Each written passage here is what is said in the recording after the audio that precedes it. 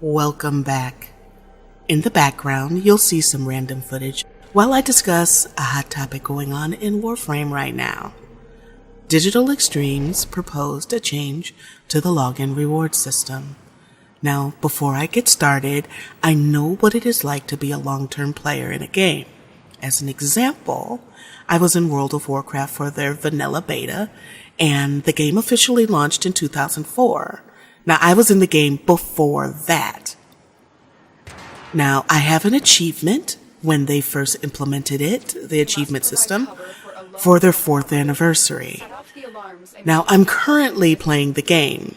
So I've been playing WoW for the most part, let's be conservative, over 10 years. That's just one game. And that's twice as long as anyone playing Warframe, and it requires a subscription to play, which Warframe does not. I also know what it is like to walk away from a game, because I no longer feel I'm their target audience. WoW was one of those games. I put my foot down with Legion. I refused to play it. The only reason why I'm playing the new expansion, Battle for Azeroth, is because it's supposed to be better. Time will tell. And because there was a deal going on where if you pre-ordered, Legion was free, so basically you got 2 expansions for the price of 1. That's the only way, because I refused to pay for Legion. I just refused. Eve is another one. But I also know what it's like to be the queen of logging in. Every day, I log into Guild Wars 2 for the login reward, specifically to progress it because it resets every 28 days, so that I can receive the Tomes of Knowledge, which boosts a tune a level, and to ensure that I don't miss the story content, which is free if you log in, which gives you something to do in the game. So you can see here how much I've accumulated over the months. I have no idea how much time this is, but I can level 3 tunes. So ArenaNet has been able to get me to log in hopes, that the game, I'll be prepared if the game changes, but not to play. So let me be clear about my position. I believe the humans behind companies, the ones that make the decisions, have a right to make their decisions as long as they're willing to accept the consequences for their actions. I believe this for all people.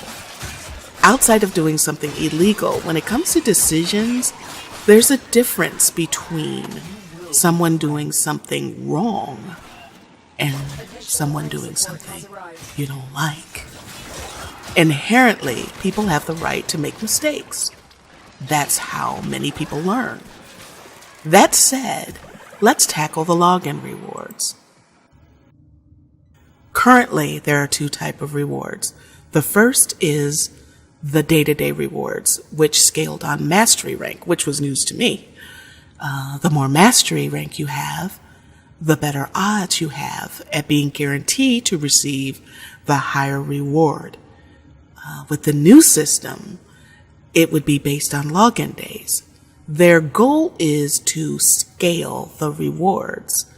There is a drop table for the rewards ranging from credits, endos, boosters, mats, discounts for plat, etc. So what I think they're trying to say, and please feel free to correct me if I'm wrong, that from days 1 through 99, excluding days 50, 100, 150, etc., instead of the reward being based on mastery rank, you'll get a set resource like 50 endo. And that reward will increase 25% every 50 days.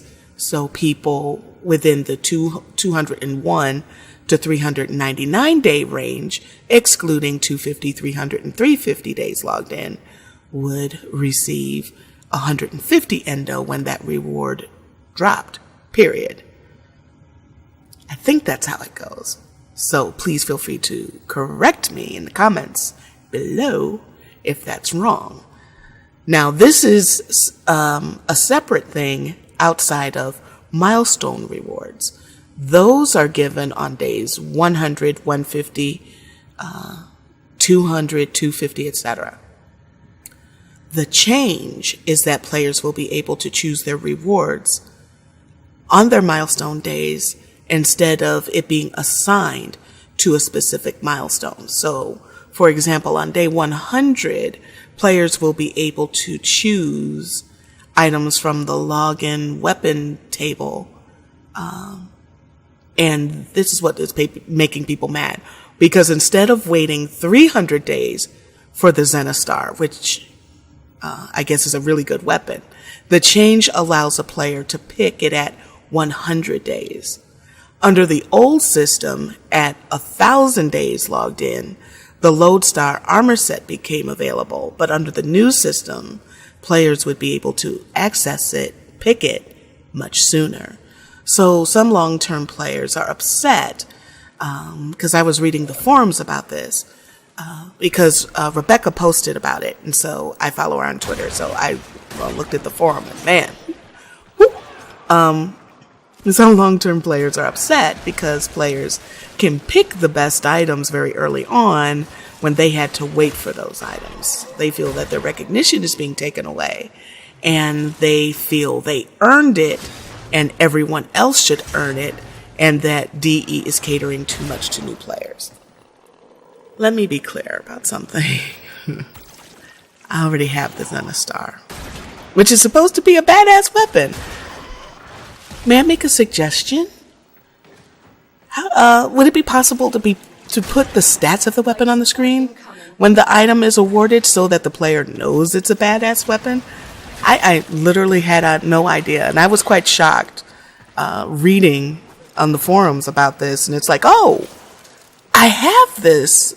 I even took a screenshot of it and just was so busy I didn't post it. But let's get to the heart of the problem. In my opinion, from a business standpoint, a dollar and cent standpoint, weapons and armor, unless it's cosmetic, shouldn't be locked behind a login system. It doesn't make sense to have items like that stop progression in a very progression-oriented game behind a time-gated system. The entire point is to have players in the game using items and having fun with them. But from a dollar and cent standpoint, paying employees to make a weapon and armor that very few people are going to use in comparison to your entire player base, it's just not a wise business decision. And if you pay attention to what other companies talk about, this is an issue, a long-standing issue for online games. Like making raids more accessible so that more people actually play it, so that it makes sense dollar-wise to spend the time and resource for employees to make that content. It's a business decision.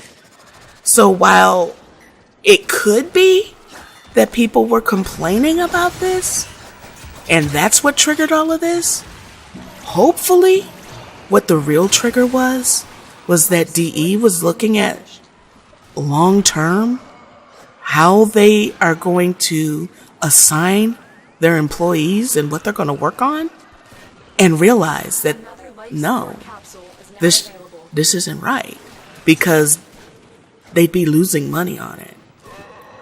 And the older the game is, the more significant that loss becomes. Particularly since there are more optimal ways to reward long-term players. In my opinion, the draw for playing a game should be the fun experienced in the game, not the login reward.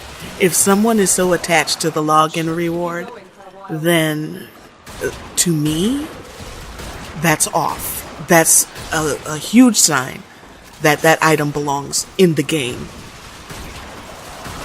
with a path that makes it epic to get it, so that you get this rewarding feeling after getting that epic piece of whatever, whether it's, armor or Warframe or, whatever it is. The things earned playing the game should be more important than those you receive logging in. Now, inherently, login rewards work best when they have items in it that will help players progress through the game to get to the end game. Boosters, mats, coupons for discounts on plat, those are all good rewards as they benefit both the long-term and the short-term player. Guild Wars 2's login system works well because it rewards the player with boosts to help them level their character and story content. That's key because it gives players something to do in between releases. And it resets every 28 days, so no player is over and above anyone else in that area. It's a pretty good system. Something like that would be great for Warframe. For example, busy people would be able to log in and sort of schedule when to receive a booster so they actually have time to play it, to use it. I wish you were able to accumulate those like I accumulate tomes in Guild Wars 2. I've earned it. Let me decide when to use it. This type of login system ensures the current problem DE is experiencing never happens, so that the focus can be put on the real problem. And the real problem is that long-term players don't have anything to do. Honestly, as a newer player, I've been trying to figure out what the end game in Warframe is, and I understand that it's a sandbox game, but that in itself is a problem. Is it to collect all the things? If so, then again, having weapons and armor, whatever, locked behind a long-term login reward system makes absolutely no sense from a business perspective. To be the most powerful player? Well, once that's achieved to the style of the player, what is the player supposed to do with all that power? As an example, I've watched Ko progress as a new player alarmingly fast. Now, for a time, I stopped watching him because I hadn't completed Change or Sacrifice, and I didn't want to spoil it for myself. So I predicted when I thought, at the current pace that he was going, that he would complete those quests. And I nailed it, because the next time I watched, he had Umbra, and to top it off, he was a Warframe partner. Now, I'm using Ko as an example here because he actually enjoys the grind, so no one can accurately say that he's a whiny player wanting things early.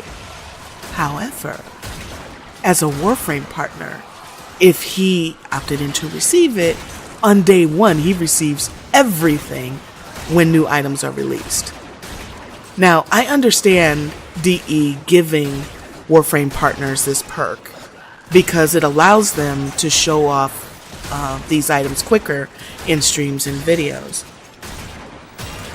But the caveat to that is that it takes a huge part of the grind away, the RNG in obtaining the item in the first place.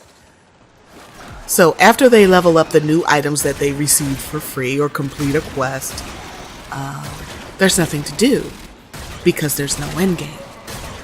That's an inherent problem in sandbox games. And no, we're not going to talk about the argument that some of the people receiving stuff for free and not earning it are complaining about the legitimacy of earning items. We're not going to talk about that. Shh, we're not going to talk about that. I thought that Plains of Eidolon and the upcoming planets was their endgame because the area was advertised to be accessible to all players, but new players, legit, they could not survive there when it was launched. I had no problem with that either. I mentioned in a video, I went to, Eidolon, the Plains, and I died and died again and died, and I took my butt back to the star chart to level because I didn't feel it was a viable place for new players to level. And the way I viewed it, that's fine. because it gives me something to work towards. It gives me something as a player to look forward to. But guess what happened? I got to the point where I could play out there, and the cool kids don't play there anymore. And I'm being facetious because I usually play solo, but I was shocked to see long-term players back in the star chart so soon. And that blew my idea of the planets being endgame, because obviously it's not. I also originally thought that the outdoor zones would incorporate the normal ones. For example, when I need to hunt for Kubro eggs, you know, when Kubros are viable to use over sentinels, I would go to the plains and hunt them down, and it's perfect because Kubros are found on Earth. It would have been perfect. And it would also be cool, you know, if you could tame them. But I have no problem killing Kubros because they always try to kill me. So I have to kill them anyway, so I have no problem stealing their eggs. But another example, if I wanted to do a I don't even know why survival mission came up, because that'd be like the last thing I'd want to do. But if I wanted to do a survival mission, it would send me to a place on the plains, and I'd get more rewards for traveling through the plains to the mission area. You know, a higher quality reward, fighting mobs, maybe getting some rep while I did it, etc. As much as I hate Stalker, how cool would it be if you found me in the plains? Or some of the other annoying bosses? What I expected was the new grind to complement the old grind. Does that make sense? There's no point in making these new areas if they aren't going to be consistently used. Unless things change. The same thing will happen to Venus. In 2 months, long-term players will be bored. Can I make another suggestion? The next planet worked on, make it Sedna, Kuva Fortress, Saturn, you know, make it one of the later zones.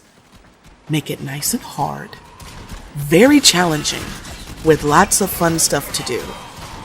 You have to keep in mind that the people in this zone are getting day one items. So whatever you do, you have to make it so that it's like they didn't get that. So they have to earn their way through it, which is going to make it a complete pain for people like, you know, everybody else that doesn't. Oh man, the unbalance there. Oh, anyway. Short-term players can't access this area. Integrate the old system with the new so that the outdoor zones are needed for other than a rep grind. Do this so that while the other outdoor zones are being created, which will have challenging content to do as well, long-term players have something to do. New players don't need to access the zone because they have enough to do. Or they can quickly scale, as I mentioned with Co.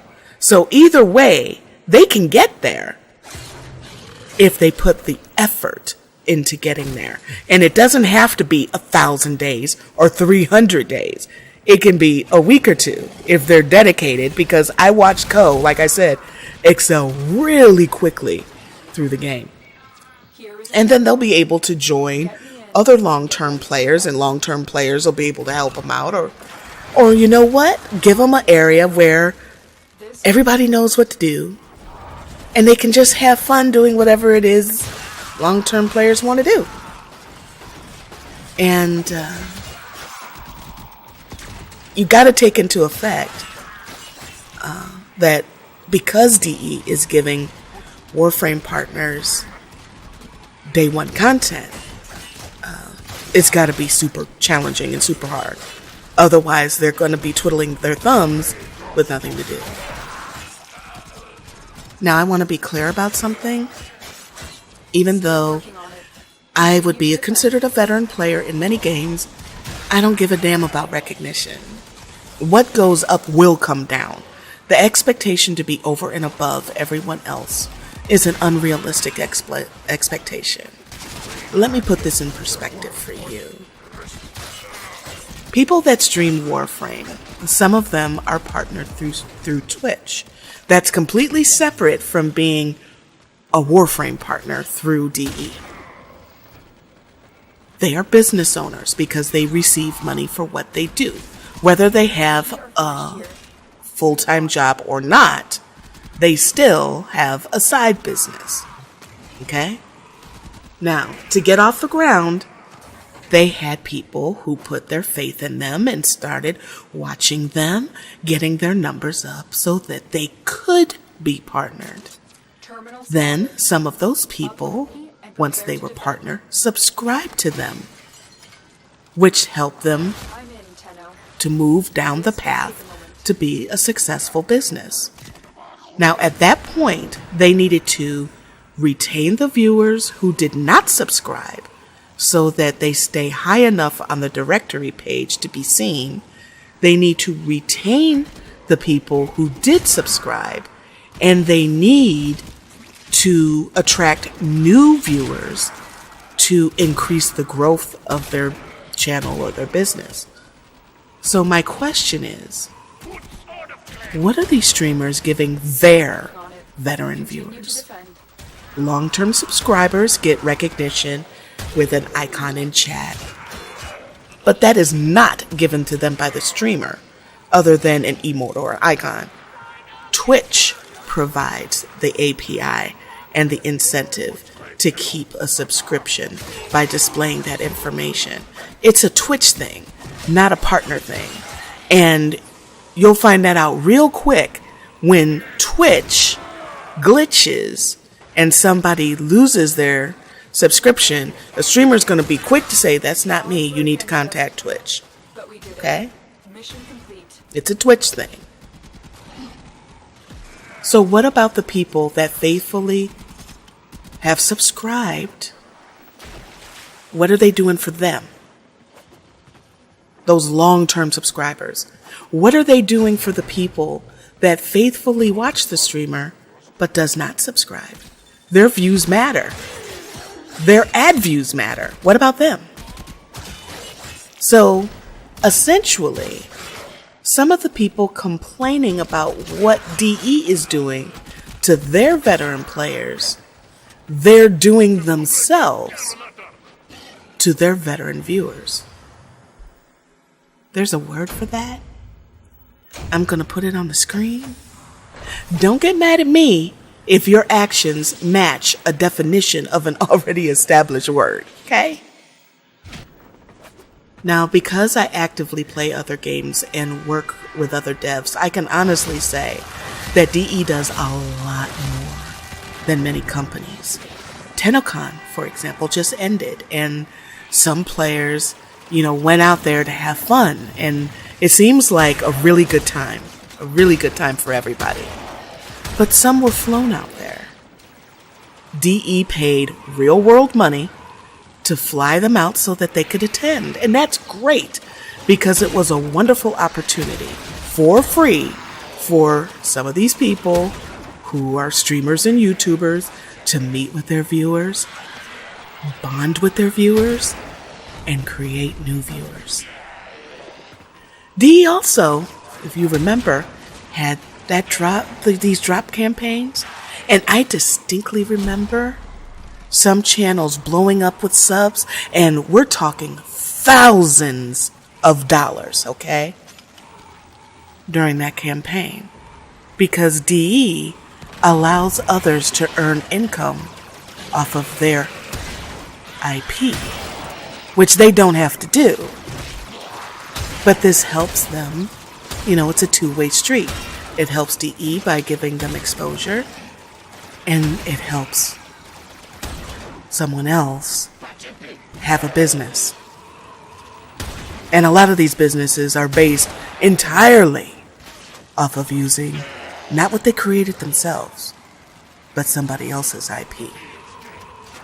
Somebody else's pixels. But yet and still, there's drama over pixels. received over a login system. So the truth is, you may have been there every day during the hard times, but that's exactly what happens when you build a business, isn't it? That's exactly what happens when you go through the journey of playing a game and liking a game and, deciding to stick with that game. That's what many people did when they decided to be business owners. Without Warframe, they wouldn't have a business because it's, that two-way street. Let me throw another word on the screen. So may I make a suggestion? See, this is one of the reasons why I don't argue. I haven't argued in years because there's just absolutely no point in it. When, during an argument, has anything ever been settled? Instead of complaining about what DE is doing wrong, why don't these specific people learn from what they feel DE's mistake is and improve their business? And since all of those said people are doing the same thing, perhaps everyone can leave the emotion and drama at the door. Because I was really surprised at some of these comments in the forums. I was like, really? And work together to come up with a real solution that'll make everyone happy. And the focus, in my opinion, of that solution should be endgame. Because I find it very convenient that DE launched this and went on vacation. Because it's like it's like they knew the reaction that people would have. And if that's not a viable option, then maybe it's time to accept that those people who are not happy with the decisions DE makes needs to move on to something else that makes them happy. And the irony here is that content creators, streamers, YouTubers, they are quick to say, if you don't like X, leave, go. There are other channels that offer what you're looking for. I hope you find happiness with them. Maybe someone should make a compilation video of streamers saying this or YouTubers saying this, standing up for their beliefs, which I fully support them doing. But in the same vein, just like you told somebody to kiss off and enjoy happiness somewhere else, DE has the right to stand up for what they believe in as well. And maybe it's time you took your own advice. And what about the players that don't stream, don't make content? They're just players. They want to play the game. Well, if you take care of the players that have the biggest problem and satisfy them, and they're the ones that have the biggest problem because they have nothing to do. And, there's players that are not content creators. They don't have anything to do either. But these people really have nothing to do. And it's in DE's best interest for them to have something to do. Since that's one of the mechanisms that they've decided to use to market their game, it will funnel down for everybody else. So, in my opinion, and who am I? I'm just, self-employed and have a graduate degree in business and been in gaming longer than just about anybody I've ever seen complaining about this. What do I know? But I think it's a good place to start. Because, sometimes you gotta break up. But it doesn't have to be a bad breakup. You don't have to completely shut the door. But for some people, I honestly do think that this is a door opening up for them to do something else. And sometimes people don't want to walk through the door, but maybe it's their time to walk through the door. And for others, I think that they're missing a huge business opportunity, for their businesses, where they could really set themselves apart from everybody else. And be prepared, once you come up with that excellent idea, people are going to copy you. But, that's the way the game is played. But I really think that one of the real roots here is that you're missing an opportunity to excel in your own business. And it's right up in your face. It's right there. You see what I'm saying? Yeah. So let me know what you think in the comments. If you watch streams, how would you feel if streamers rewarded you for your loyalty, for sticking behind them for so long? How would you feel? Would that appeal to you? Or are you of the type that, like me, I'm there because I like them. I'm not expecting anything. One of the things I hate about Twitch is if I go to sub to somebody, my name goes all up on the thing. Did I ask for that? No, I don't need that. I don't want that. So I try to sub when people are offline. Did you see on Twitter? Twitter followed me from somebody because I wasn't logged in to watch their stream, so they felt that I wasn't watching it. So I had to. That pissed me off. Sometimes there are people like me that just enjoy something, and they, just let me enjoy it. Just mind your own business, kind of thing. I don't need all of that recognition. Are you one of those type of people? What do you feel about login rewards? Do you care? What game do you feel has the best login rewards or the worst login rewards? Let me know what you think in the comment section below. We're done here. And I will see you guys in the next one. Time to evacuate.